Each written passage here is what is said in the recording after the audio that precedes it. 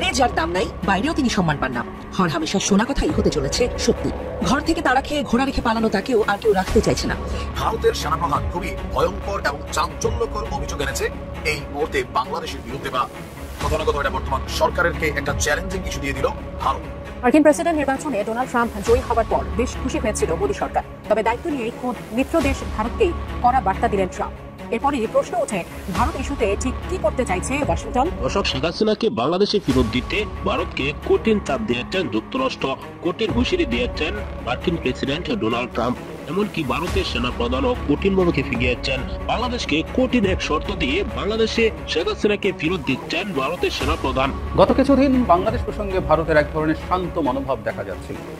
তাই কারো কারো মনে হতে পারে ভারতকে অবশেষে বাংলাদেশের সাথে সম্পর্ক স্বাভাবিকীকরণের দিকে হাঁটছে। কিন্তু না, সম্প্রতি আরো দুটো ঘটনাকে আমি একত্র করে বলতে চাই যে তারা আবার নতুন করে মাঠে নামছে এবং তাদের খেলা, বাংলাদেশ নিয়ে তাদের খেলার পরবর্তী পর্যায়টা কি হতে যাচ্ছে, সেটাই কি করতে যাচ্ছে তার একটা ধারণা আমরা পেতে পারি। এবং যে খেলা তারা খেলতে যাচ্ছে বলা বাহুল্য, সেটার প্রেক্ষাপট তৈরি করা হয়েছে বেশ অনেক দিন থেকে। ইন্ডিয়ার খেলা শেষ, সোনার বাংলাদেশ। কেন বললাম সোনার বাংলাদেশ? যত ইন্ডিয়ার খেলা শেষ হবে বাংলাদেশ তত ভালো থাকবে।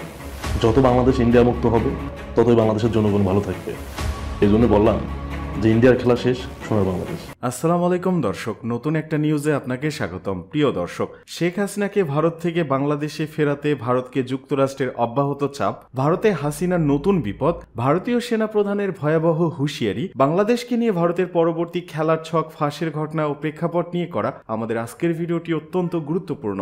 ভিডিওটি শুরু থেকে শেষ পর্যন্ত ধৈর্য সহকারে দেখে একটি লাইক দিয়ে সবাইকে শেয়ার করে দিন। আমাদের চ্যানেলে নতুন হলে চ্যানেলটি সাবস্ক্রাইব করে পাশে থাকা বেল আইকনে ক্লিক করে রাখুন। আমাদের ভিডিওটি আপনি বাংলাদেশের কোন জেলায় বসে দেখছেন বা শুনছেন সেটি অবশ্যই কমেন্ট বক্সে কমেন্ট করে জানিয়ে দিতে ভুলবেন না। চলুন আর কথা না বাড়িয়ে ভিডিওটিতে একটি লাইক দিয়ে ধারাবাহিকভাবে আজকের বিস্তারিত খবরগুলো দেখে আসি। ঘরে যার দাম নাই বাইরেও তিনি সম্মান পান না। হরহামেশা শোনা কথাই হতে চলেছে সত্যি। ঘর থেকে তাড়া খেয়ে ঘোড়া রেখে পালানো তাকেও আর কেউ রাখতে চাইছে না। যে দেশের মুখে হাসি ফোটাতে তিনি সব দিলেন, জলের ট্রানজিট, স্থল ট্রানজিট, রেল রুট, সবই এই দেশের মানুষকে বুঝিয়ে ঝুট তুলে দিয়েছেন দাদাদের হাতে। খাই খাই করা দাদারা যত চেয়েছেন ততই পেয়েছেন। তাদের সেভেন সিস্টার্স এ যাওয়ার সময় বাঁচাতে বর্ডার নিরাপত্তার কথা ভুলে সবই দেয়া হয়েছিল তাদেরই হাতে তুলে। রবি ঠাকুরের এই গান যেন সেই তরেই লেখা, আমার সকল নিয়ে বসে আছি সর্বনাশের আশায়।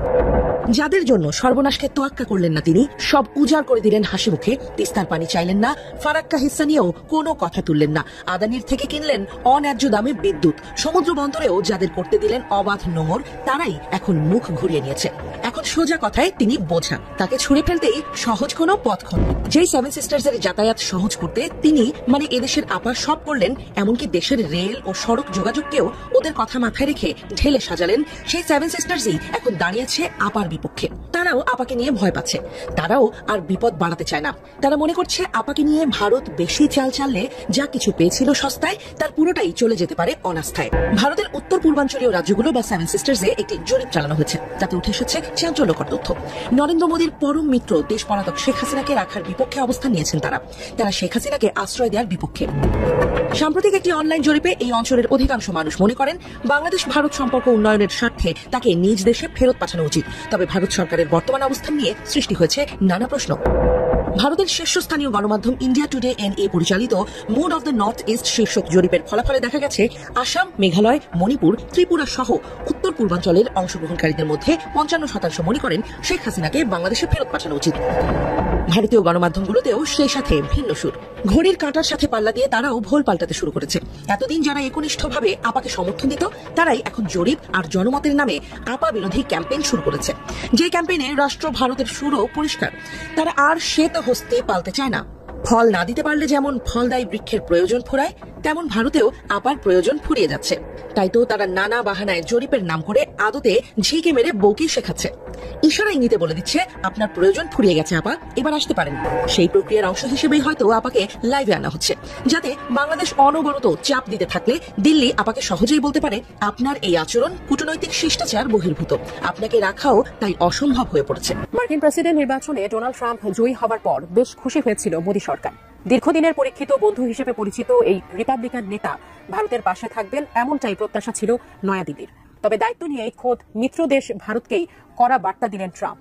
এরপরে প্রশ্ন উঠে ভারত ইস্যুতে ঠিক কি করতে চাইছে ওয়াশিংটন, জানাচ্ছেন সহকর্মী শাহাদাত রিফাত।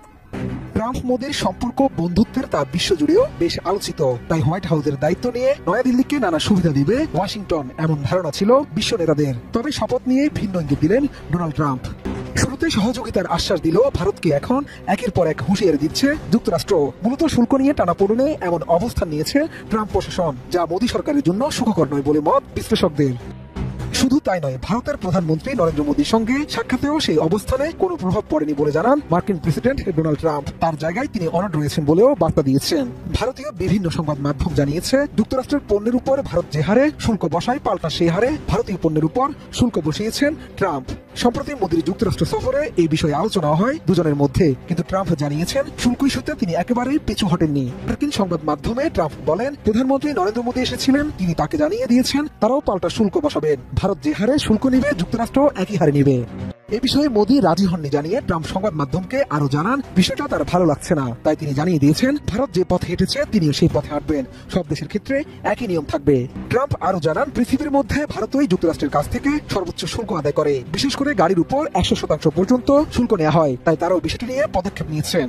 চড়া শুল্ক নিয়ে মোদীর সঙ্গে কি কথা হয় তাও তুলে ধরেন ট্রাম্প। বলেন, তার সঙ্গে তর্ক করা যাবে না। যুক্তরাষ্ট্র যদি 25% বলে ভারতের খারাপ লাগে, তাই কোনো সংখ্যা জানাবে না তার সরকার। ওদিক থেকে যা নেওয়া হবে তারাও সমান হারে শুল্ক নেবেন। এর ফলে শেষ পর্যন্ত ভারতকেই থামতে হয়েছে। এদিকে ট্রাম্প যখন এই মন্তব্য করেন, তার পাশে ছিলেন ধনকুবের ইলন মাস্কও। ভারতের বাজারে টেসলার গাড়ি চালু করতে সরকারের সঙ্গে সমঝোতা চলছে তার। চড়া শুল্ক নিয়ে তিনিও একমত পোষণ করেন। এর আগে ট্রাম্প প্রথমবার যখন যুক্তরাষ্ট্রের প্রেসিডেন্ট হন, সেই সময়ও ভারতকে শুল্কের রাজা বলে কটাক্ষ করেছিলেন। দ্বিতীয় দফায় ক্ষমতা আসার পর আরো আগ্রাসী অবস্থান নিলেন ট্রাম্প। তাই বলাই যায়, নিজেদের স্বার্থের জায়গায় যুক্তরাষ্ট্রের কোনো প্রেসিডেন্টই ছাড়। ইন্ডিয়ার খেলা শেষ, সোনার বাংলাদেশ। কেন বললাম সোনার বাংলাদেশ? যত ইন্ডিয়ার খেলা শেষ হবে, বাংলাদেশ তত ভালো থাকবে। যত বাংলাদেশ ইন্ডিয়া মুক্ত হবে, ততই বাংলাদেশের জনগণ ভালো থাকবে। এই জন্য বললাম যে ইন্ডিয়ার খেলা শেষ, সোনার বাংলাদেশ। ইন্ডিয়ার খেলা শেষ হলো কিভাবে, এটা আপনারা খুব ভালো করেই জানেন যে ইন্ডিয়ার খেলা আসলে শেষ হলো কিভাবে। ইন্ডিয়া বাংলাদেশের মানুষকে নিয়ে খেলছে। লাস্ট 15.5 বছরে বাংলাদেশের মানুষের কাদের উপর চড়ে বসছিল শেখ হাসিনা। আর এই শেখ হাসিনাকে বাংলাদেশের জনগণের কাদের উপর চড়ে বসার জন্য সব ধরনের সহযোগিতা করছিল ইন্ডিয়া। এর জন্য বাংলাদেশের মানুষ ইন্ডিয়াকে দেখতে পারে না। কারণ লাস্ট 15 বছরে বাংলাদেশের মানুষ ভোট দিতে পারে নাই, শান্তিতে কথা বলতে পারে নাই, ঠিক মতো খাইতে পারে নাই। তাই এই প্রবলেমগুলো আমাদের ছিল। এই জন্যই বললাম যে যত বাংলাদেশ ইন্ডিয়া মুক্ত হবে, তত বাংলাদেশের মানুষ ভালো থাকবে। আপনারা জানেন, শেখ হাসিনা পালিয়ে যাওয়ার পরে আওয়ামী লীগের এক প্রকার অভিভাবকই হয় ইন্ডিয়া। তারপরে হয় ওরা বসেছিল যে নির্বাচন হবে, 20 তারিখে শপথ গ্রহণ করবে ডোনাল্ড ট্রাম্প, তারপরে আওয়ামী লীগের দায়িত্ব নেবে ডোনাল্ড ট্রাম্প। কিন্তু ডোনাল্ড ট্রাম্প কি করছে, এটা আমার থেকে আপনারা ভালো জানেন ডোনাল্ড ট্রাম্প কি করছে। এখন সব কুল কিনারা হারিয়ে ইন্ডিয়া আসলে বাংলাদেশের সাথে সম্পর্ক করার জন্য উঠে পড়ে লাগছে। বিভিন্নভাবে চেষ্টা করতেছে বাংলাদেশের সাথে কিভাবে সম্পর্ক করা যায়। তো আমি ইন্ডিয়ার নাগরিক এবং ইন্ডিয়ার যারা রাষ্ট্র পরিচালনা করেন তাদেরকে একটা মেসেজ দিতে চাই। সেটা হচ্ছে, আপনারা বাংলাদেশের জনগণের বন্ধু হবেন। অলরেডি বাংলাদেশের জনগণের সাথে যা করছেন, বাংলাদেশের জনগণ তো এভাবে অ্যাকসেপ্ট করবে না। কিন্তু অ্যাকসেপ্ট করার একটা অপশন আছে। যদি এই কাজটা করতে পারেন, বাংলাদেশের মানুষ হয়তো সবকিছু ভুলে গেলেও যাইতে পারে। আপনারা যে স্বৈরাচারিণী শেখ হাসিনাকে আপনাদের দেশে আশ্রয় দিচ্ছেন, তাকে ফেরত দেন। তাকে ফেরত দেন এবং আওয়ামী লীগকে ছুঁড়ে ফেলে দেন, আওয়ামী লীগকে পচা কুয়ায় ফেলে দেন। তাহলে বাংলাদেশের মানুষ ভুলে গেলেও যাইতে পারে। ভুলে যাবে এটা আমি বলতে পারতেছি না, ভুলে গেলেও যাইতে পারে যে আপনারা লাস্ট 15.5 বছরে বাংলাদেশের জনগণের সাথে কি করছেন। 15.5 বছর বললে ভুল হবে। আপনারা স্বাধীনতার পর থেকেই বাংলাদেশের মানুষের কাদের উপর চড়ে বসছেন। তো এখন তো 24-এ একটা যুদ্ধ করলাম।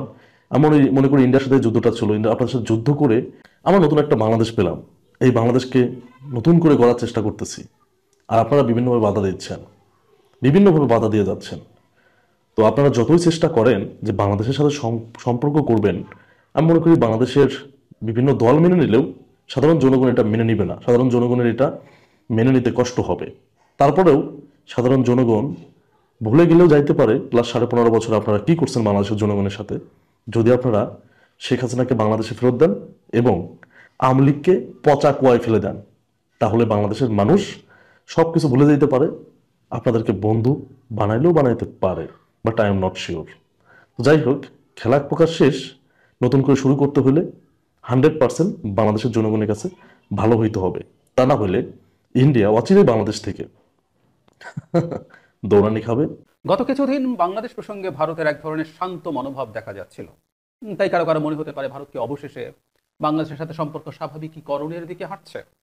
কিন্তু না, সম্প্রতি আরো দুটো ঘটনাকে আমি একত্র করে বলতে চাই যে তারা আবার নতুন করে মাঠে নামছে এবং তাদের খেলা, বাংলাদেশকে নিয়ে তাদের খেলার পরবর্তী পর্যায়টা কি হতে যাচ্ছে, সেটাই কি করতে যাচ্ছে তার একটা ধারণা আমরা পেতে পারি।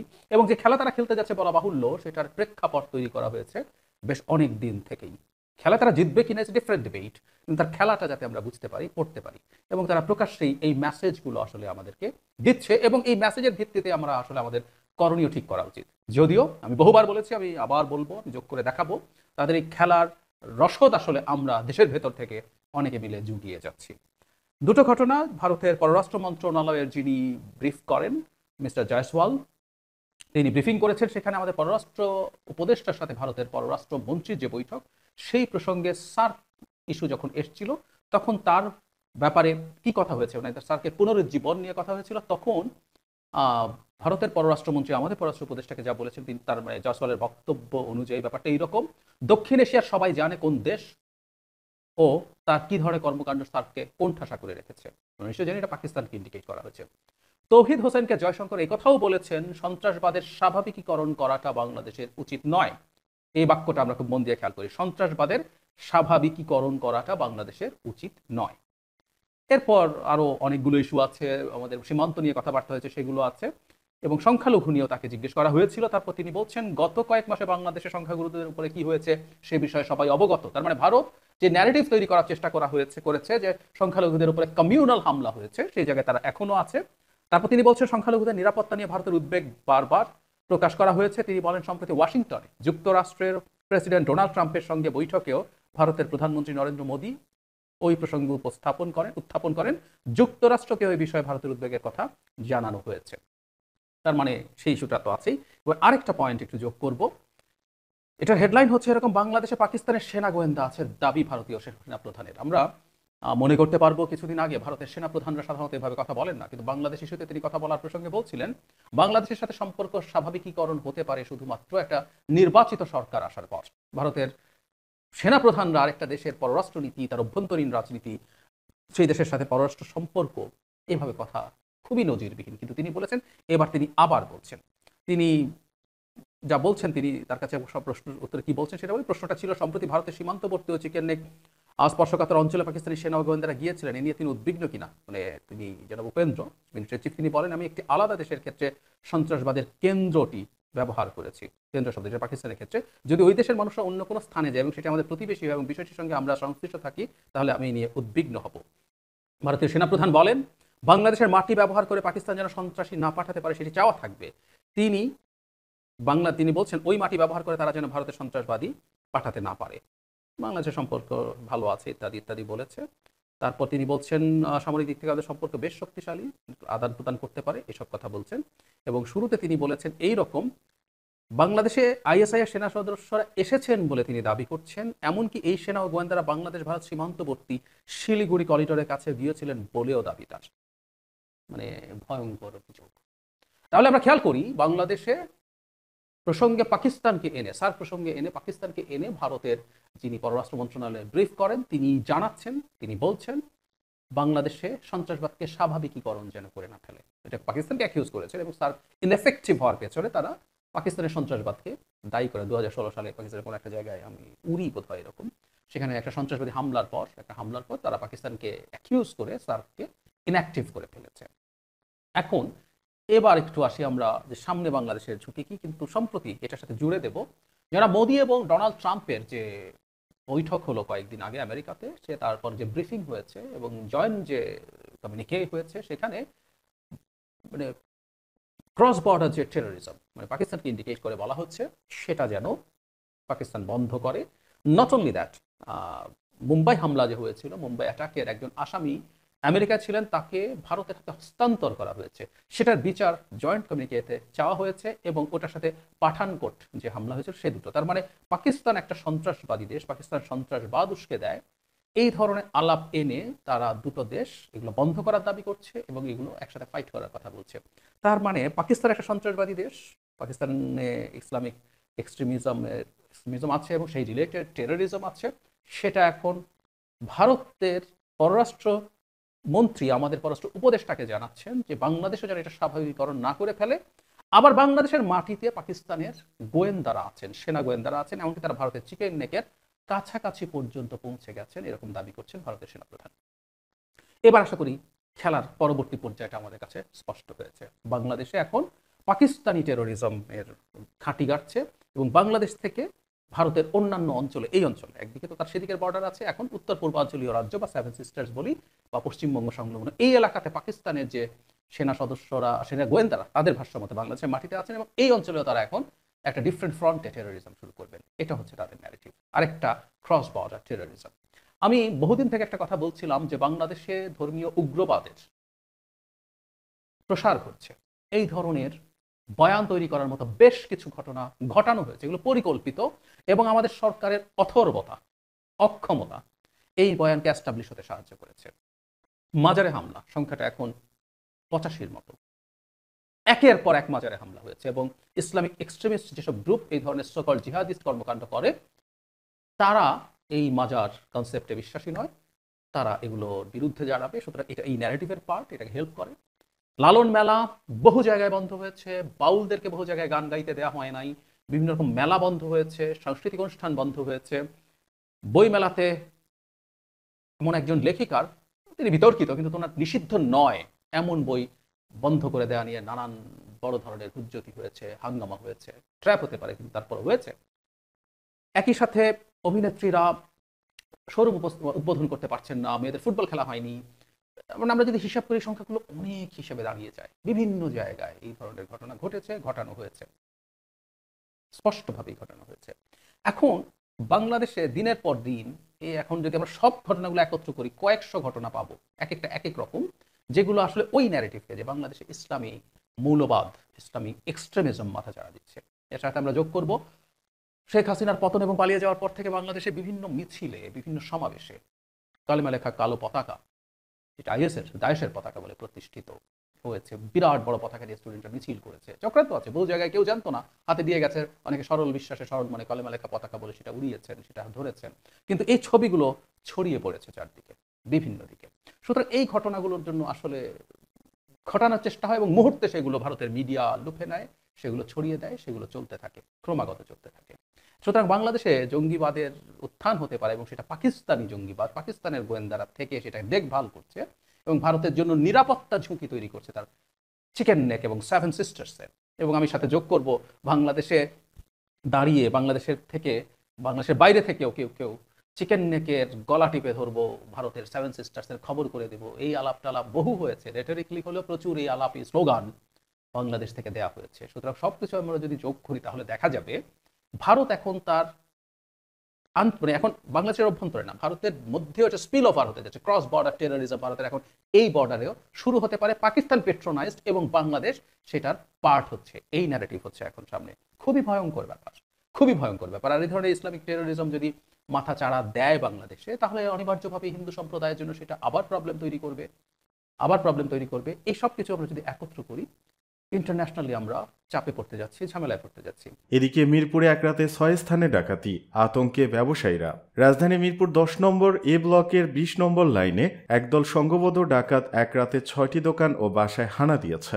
সিসিটিভি ফুটেজে দেখা গেছে ভোর রাত 4:20 একটি প্রাইভেট কার থেকে 3 ব্যক্তি নেমে মামনি স্টোর নামে একটি মুদি দোকানের তালা কেটে ডাকাতি করে। তালা কেটে দোকানের মালপত্র ও নগদ টাকা লুট করে তারা চলে যায়। পরে আবার ফিরে এসে শাটার খুলে ক্যাশ বাক্স ও মূল্যবান সামগ্রী নিয়ে গাড়িতে তুলে নেয়। একই কৌশলে পাশে 3টি দোকান ও 2টি বাসায় ডাকাতি চালায় চক্রটি। মামনি স্টোরের মালিক আরমান হোসেন বলেন, সকালে এসে দেখি শাটার লাগানো কিন্তু তালা ভাঙা, ক্যাশ বাক্স ও মালামাল উধাও। পাঞ্জাবির দোকানের মালিক আরিফুল ইসলাম ও সালমান বিরিয়ানি হাউজের মালিক রুবেল মিয়াও একই অভিযোগ করেছেন। একই কৌশলে কাছাকাছি 3টি দোকানে ডাকাতি করেছে একই চক্র। ভোর 5টা পর্যন্ত চলে চক্রের অভিযান। এছাড়াও ওই এলাকার আরো 2টি বাসায় একই সময় ডাকাতির ঘটনা ঘটেছে। আরেক দোকানে রুবেল মিয়া বলেন, দোকানে ডাকাতির ঘটনায় থানায় অভিযোগ দিয়েছি, পুলিশ এসে আলামত সংগ্রহ করেছে। তিনি আক্ষেপ করে আরো বলেন, 18 বছর ধরে একই ঠিকানায় দোকান করছি, এই ধরনের দুর্ধর্ষ ঘটনা কখনো ঘটেনি। নগদ টাকা সহ 1.5 লাখ টাকার মালামাল নিয়ে গেছে তারা। দোকানের সামনের একটি ভবনের দোতলায় আমার বাসা। রাত 12টার দিকে দোকান বন্ধ করে গিয়েছিলাম। যে কায়দায় দোকানে চুরি করেছে তা একদম অবিশ্বাস্য। আমরা নিরাপত্তাহীনতায় রয়েছি, জড়িতরা শনাক্ত হোক, প্রশাসন নিরাপত্তা নিশ্চিত করুক। সিসিটিভি ফুটেজে দেখা গেছে চক্রে 3 জন সদস্য, একজনের পায়ে কেটস, পরনের সবুজ স্যুট। একজন প্রথমে আশপাশে তাকাচ্ছিলেন, এরপর অন্য 2 সঙ্গী দোকানে ঢুকে একে একে সব মালপত্র বের করে নিয়ে আসেন। এ সময় তাদের হাতে ধারালো অস্ত্র ছিল।